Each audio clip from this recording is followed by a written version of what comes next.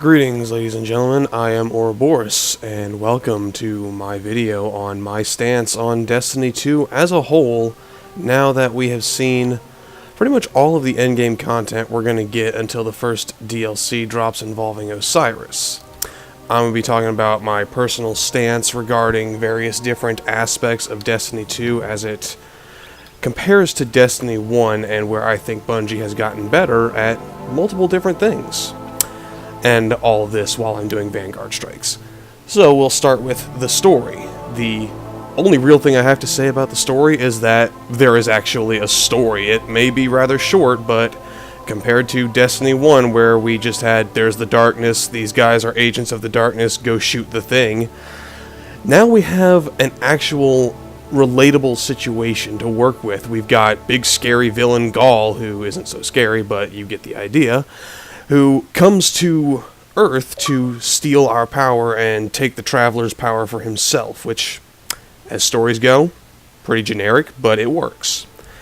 Now, what really got me is that Ghaul is not doing this for himself. He's doing it to try and rebuild the Cabal Empire after what he perceives as Calus's mishandling of the Empire, which, as far as stories go, that is also, again, very generic, but it adds a layer of depth to Ghaul's character. He's not just some big evil space overlord coming to do what he does because he doesn't like us. No, he's here to do something to benefit his people, and that very much makes a good story in this context that we've got it in. It may be unoriginal, but Bungie did it very well, and I can't fault them for that. Good job, Bungie. Next thing I want to talk about is the development of different NPC characters. I'll be right up front. Cayde is still my favorite character. Cayde is always going to be my favorite character, just because he is so damn funny.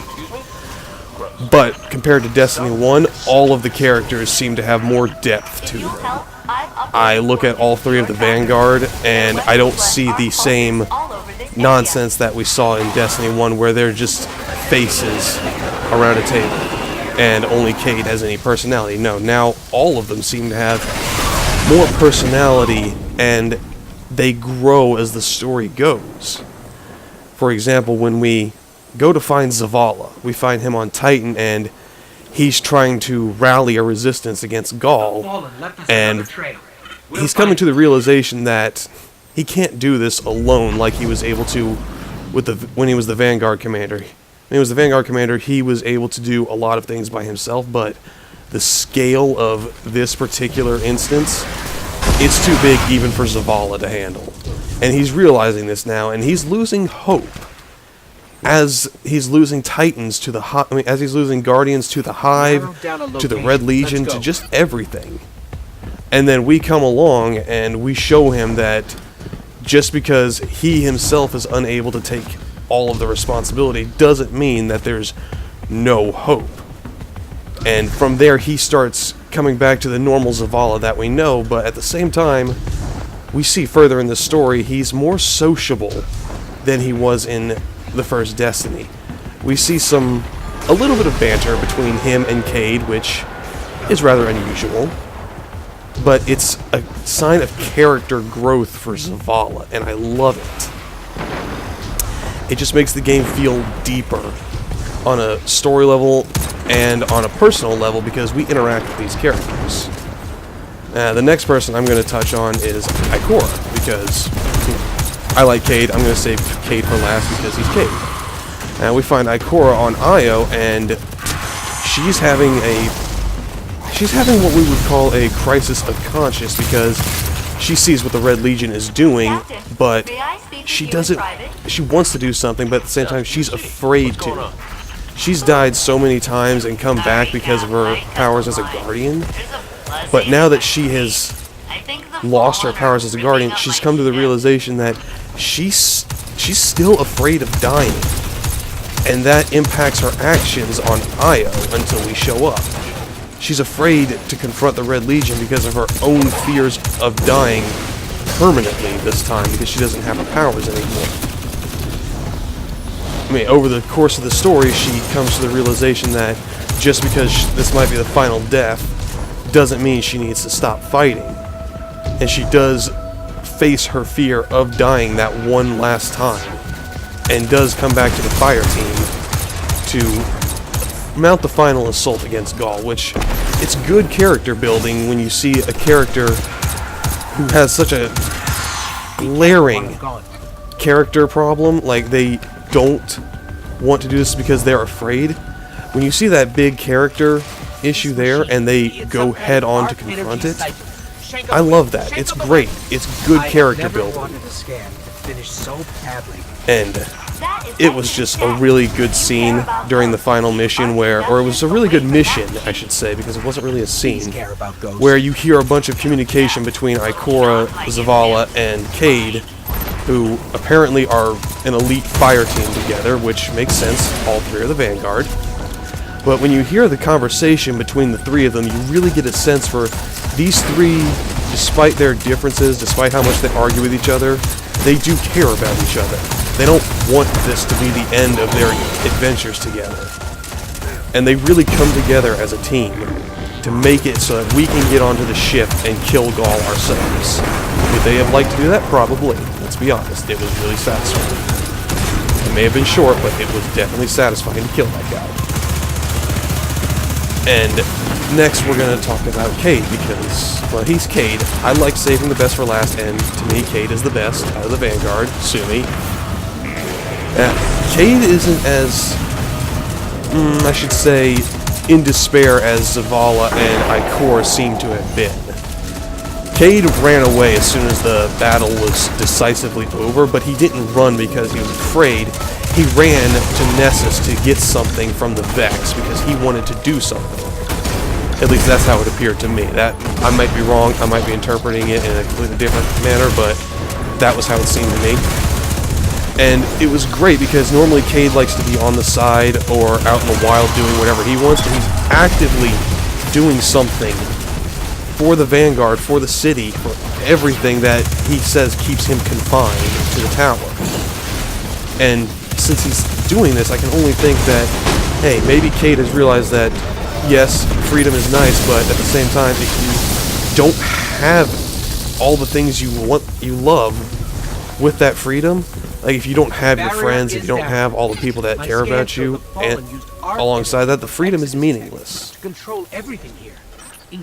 And so he goes to Nessus to collect a Vex teleporter, and we all saw how that turned out. Way to go, Cayde. You're the best. And we get up there, we help him out of the Vex teleporter, and he doesn't. There's no big personality shift or change or realization on Cayde's part. He's still Cayde. But I think the biggest change I see in Cayde is his realization that he does need Ikora and Zavala. While he regularly comments about how he works alone, how he prefers to work alone out in the wild where he can rely on himself only, he works really well with Zavala and Ikora, and he realizes this. And he does genuinely want to work with them. It's just his joking nature kind of puts him on edge around the other Vanguard and kind of makes him wonder, is he really all there? And Bungie just did a really good job with fleshing out the Vanguard's character, in my opinion. They've all got their own fears and flaws, but it's all irrelevant in the end because they do get over their fears and flaws in some sense to come back and to keep fighting the good fight. And it's really good on them. Way to go, Bungie. Next thing I'm going to talk about is the loot system and power level. Now, How you holding up, buddy? let's be honest, we all knew the loot was going to be exactly the same. It's Bungie, it's Destiny. There was no need to fix something that wasn't broken like the loot. Yeah, it's grindy, but we all knew that going in. Destiny 2 was going to be a grind. We can't really complain. As far as the power leveling goes, it's close to what we had for Rise of Iron. Because for Destiny 1, Year 1 players, you'll remember hitting level 20, and then there wasn't so much a light level at that point as there was just 5 more levels that you couldn't get through leveling up, you can only get them through better gear. And it was frustrating, very, very frustrating. In year 1, you had to constantly run Vault of Glass to get better gear. Not that it's a bad thing in incentivizing people to play the endgame content. It's great. I love the endgame content. It's always so much fun for me to challenge myself in new ways on it. But the grind in Destiny 1 year 1, it was absolutely ridiculous compared to year 2 and year 3. And I like how Bungie's done it. They've modeled it off of the light level system that they had introduced. It's not at the same cap as it was when we ended at Destiny 1, but that's irrelevant because it is the same. Power level was only relevant when it came to endgame content, and you had to make sure you were the proper light level the system needed you to be at to run it. Which, that's exactly how Destiny 1 year 2 and 3 was, so we shouldn't be surprised about that at all. But it's not a bad thing, it's not a good thing, it's the same. So it just is. There's nothing bad about it. Other than, you know, we gotta grind like crazy.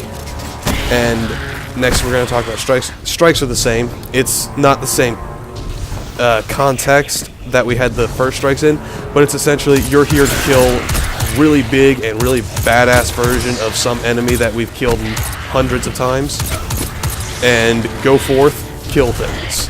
Now, some of the strikes you do in relation to exotic quests, which that's just like Destiny 1 as well. It's great. I love it. Because I love the strikes and the endgame content. So I didn't see any reason for them to change it, and they didn't. They kept it pretty much the same, which, that's fine. Good job, Bungie. Now, the Raid.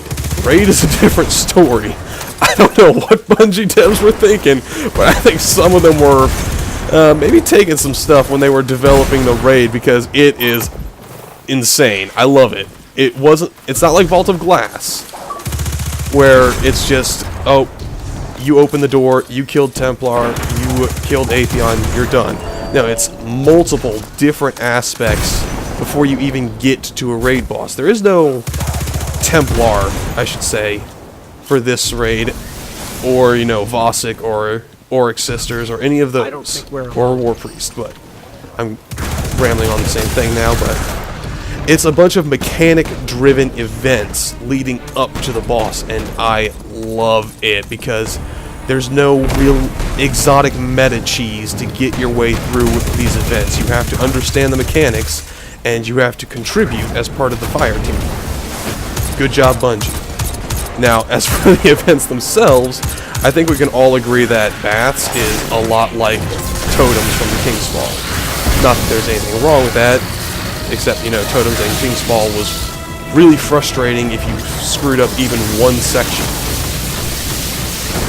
And then we've got dogs. I don't really have anything from Destiny 1 I can compare the dogs to. I mean, maybe... Really, yeah, I've got nothing. I don't have anything to compare the dogs to that is of an equal frustration level I felt when doing the dogs, because the first time I did the dogs, it was frustrating. I'm sure everyone feels the exact same way. The dogs just... It took time, and it takes good mechanical knowledge and skill to do it, which is fine. Good on you, Bungie, giving us a challenge that can't be meta-cheesed, which that's not entirely true. In this case, you can one-phase dogs, which I found out on my last raid run with my Titan. It was unreal. I couldn't believe how much damage we did. And then you've got the Gauntlet, which that is... I love the Gauntlet. I prefer to be the runner. I don't know why I prefer to be the runner, it's just what I like. But it's very mechanic-driven. You have to have good communication with your team, and you can't just be there for yourself. You have to be there for the fire team.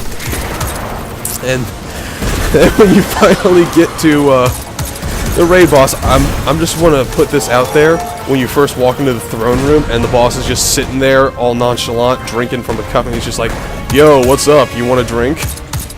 That was great. I loved that. It made me laugh so much. And then when we just knocked the cup out of his hand, he's just like, "Man, now we gotta fight. Why you do that?" That was absolutely hilarious in my opinion.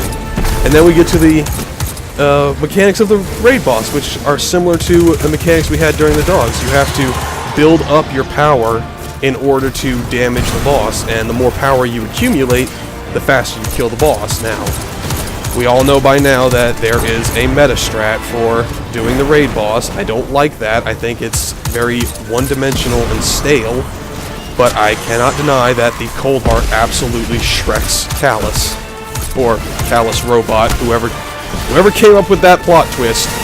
You deserve a raise. I mean it. Bungie, give that man a raise. Because that was great. And then when we finally get down into the pit of the Leviathan to collect our loot, and we see all those other Callus robots, I'm thinking to myself, ooh, you cheeky, cheeky bastards. And I will say this right now. The portion of the Leviathan raid where you go inside the inner mechanisms of the Leviathan ship to collect extra loot boxes, well done, Bungie. Well done. It was good. It was a great idea, and it was executed well. That's all I've got to say for the raid. Now I'm going to talk about the Crucible. Now, anyone who knows me will know that I hate the Crucible with a vengeance. But I don't hate the Crucible because it's the Crucible or because I think the guns are unbalanced. No, I hate the Crucible for a completely different reason that I will cover later in this video. But essentially, I do like the Crucible. I do like the game mode itself. It's not broken. It's actually pretty fun with the new Countdown game mode. And it's not really that unbalanced unless you get matched against a group of people that are just significantly better than you, and that's pretty frustrating.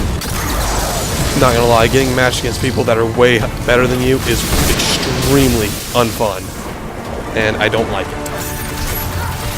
But the game modes are fun, the maps are new, which is great, except I think maybe Fellwinter's Peak. We're all kind of familiar with Fellwinter's Peak, having spent a lot of time there in Destiny 1 during Rise of Iron. We've wiped your engineering deck. But honestly, Crucible feels really well done this time around. It's not stupidly broken. There's no pulse rifles ruining everyone's fun time. There's no Matador 64 headshotting you from 50 meters away. Hate that gun. That gun can burn, because it's not okay for that to happen. So, honestly, Crucible is not a problem. It's just good old time PvP. Personally, my favorite game mode is Supremacy. I don't know why, because I hate Call of Duty, and that's a very Call of Duty game mode, but I like Supremacy. Sue me. Next, I'm going to cover Trials. I will be upfront with you. I never played Trials of Osiris in Destiny 1. I was not very good at the Crucible, and I did not want that extra stress to perform in Trials of Osiris, because I knew it wasn't going to help me. It wasn't going to help me play better. It wasn't going to help me do anything.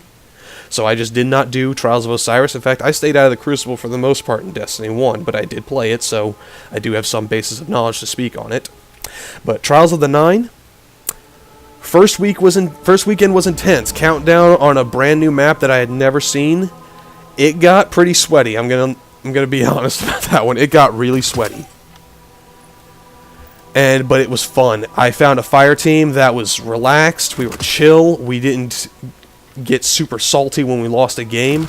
We did get pretty salty when we got matched against someone who had already gone flawless 3 times this weekend, but that's a different conversation that we're not going to get into yet. But it was still a lot of fun. I never played Trials before, so this was my first Trials experience, and I didn't do too bad. First weekend, I got a 7-win ticket, so that felt good. I put in the effort, I got the wins, and got a 7-win ticket, which got me some pretty good loot. I got a piece of Trials helmet for my Hunter, which looks amazing. It looks so good. And I do like how they've changed the social space for the Trials, because I did see the lighthouse. I wasn't really impressed with the lighthouse. But when you go to the mystery space to meet the emissary, I'm looking around and I'm saying, holy shit, what is this place we're in? This is awesome! And now to wrap all of this down, I'm going to talk about my final point, which ties in a lot of the endgame content regarding Raid, Crucible, and Trials. The Destiny community and overall. I don't like the community. I don't like the attitude of the community. Community is not a problem. It's the general attitude of the community. Anyone who's gone on LFG, you'll see this regularly. You'll see posts that say, don't suck. You'll see posts that say, make mistakes, you get kicked. You'll see posts that say, you must have this weapon. It's ridiculous. The community has gotten so exclusive that they will literally kick you from content if you do not play the way they want you to. I've tried Trials at least 2 other times during the 3 weeks Trials has been running, and I've not been able to get past one game because it's just ridiculous. I try to get a fire team, and I see these posts where everyone's being hateful towards everybody because they're frustrated and they're struggling to do Trials. But that's not okay. It's not okay for you to just go in and have a really bad and shitty attitude towards people that you want to try and help you. And I don't get it. I don't get why people have to be that way. Because I have literally seen at least 5 posts in the last 3 weekends of Trials that have said, if you have a negative KDA after 2 games, we're kicking you. And I can only think, you must have an unreasonable standard, or you are just God. Those are the only 2 explanations. And I'm gonna bet it's the first one, because I've seen some people play Crucible who have this attitude. They're not that great. I'm not the best Crucible player either, but I don't go into a game mode and say that you have to be perfect or you're getting kicked. Because that's just not fair to people that don't spend 800 hours in Crucible, or who don't spend every moment they're on the game in Crucible. It's like, Trials should be available for everyone to at least attempt, and expect that they can probably go flawless if they put in the effort. I didn't go flawless first weekend. I did get the 7-win ticket, but I didn't go flawless. But I'm not particularly upset about that. What I'm really upset about is that we have these flawless players who do nothing but Trials on the weekend. They go flawless 3, 4, 5 times, but they're still doing Trials. They've gone flawless with all their characters, but they don't want to stop doing Trials, and it just pollutes the experience for other people who may not be as good at Crucible as they are. Yes, I understand that Trials is the hardcore mode, and get good is a reasonable statement here, but what's not reasonable is to expect these people to get good when they're playing against people that have literally done nothing but Crucible. They know every inch of the map and have the best gun loadouts. So please explain to me how you expect them to get good in that situation where they're constantly getting stomped, because I can't figure it out myself. And I see something similar in the Raid. People are excluding everyone if they don't have, like, endgame light level. Let me throw something at you guys. The light level recommendation for the Raid is 270. You do not need people that are 300 to do the Raid. Not until we hit Prestige mode, which comes out this month. So when I see these posts that say you must be 295 or higher, I'm thinking, what the hell is wrong with you? Why are you excluding people because they haven't played the game as much as you? I can understand wanting people in your fire team that know what they're doing. That's perfectly reasonable. But excluding people based on the fact that they have not played the game as much as you, that's just not okay, guys. That's shitty. And it's a poor attitude for the community to have in general. And let's be honest, the community does have this attitude. You can't tell me that you don't see it all the time, because it's plainly there. And that's honestly my biggest problem with Destiny overall, is the community. It just seems like there's a bunch of people that want everything to go fast or to go perfect. They don't want to try or they don't want the struggle or the grind, I think. And I'm thinking, then why are you playing Destiny? Because that's pretty much what Destiny is in a nutshell. But that's what they want. That's what they want, and if that's what they want, we can't really do anything about it except, you know, try and make it as fun as we can make it for ourselves. Because, let's be honest, you play games to have fun. And if you're only going to play the game because you want to do something immediately, like clear the raid in 30 minutes and you kick anyone who doesn't know what they're doing, well, I'm sorry, but you've got a problem. There is a significant problem when you think that it's okay to exclude people because they haven't played Destiny every second since it came out. And that's all I have to say about my stance on Destiny 2. Overall, really good game, really thought out, really well done, Bungie. You all deserve a medal and pay raises. Community-wise, you guys are starting to piss me off. Like, the general attitude community is really frustrating, and it's really shitty. And there's a lot of problems that we need to fix on that front. But I did come up with a really good, or what in my opinion is a really good idea for Trials of the Nine. And I actually emailed Dado about this and had a short email conversation with him about it. My idea was that when you go flawless in Trials, you get an extra item from the Emissary, which triggers a new playlist called Judgment of the Nine. Now this is another Trials playlist where you get more loot if you go flawless again, but the caveat is you can only go and play Judgment of the Nine if you go flawless. So there's an opportunity for those flawless people to keep doing Trials with the option of getting significantly more loot than they would in regular Trials, but now they have to do it against flawless people only, and honestly I wouldn't be against the idea of making that required. If you go flawless in regular Trials, you get locked out of Trials of the Nine and have to play Judgment of the Nine. I would be okay with that. Because it would reward you for doing well, and then it would give other people the opportunity to go flawless too, who aren't as great as you because they don't spend all their life playing Crucible.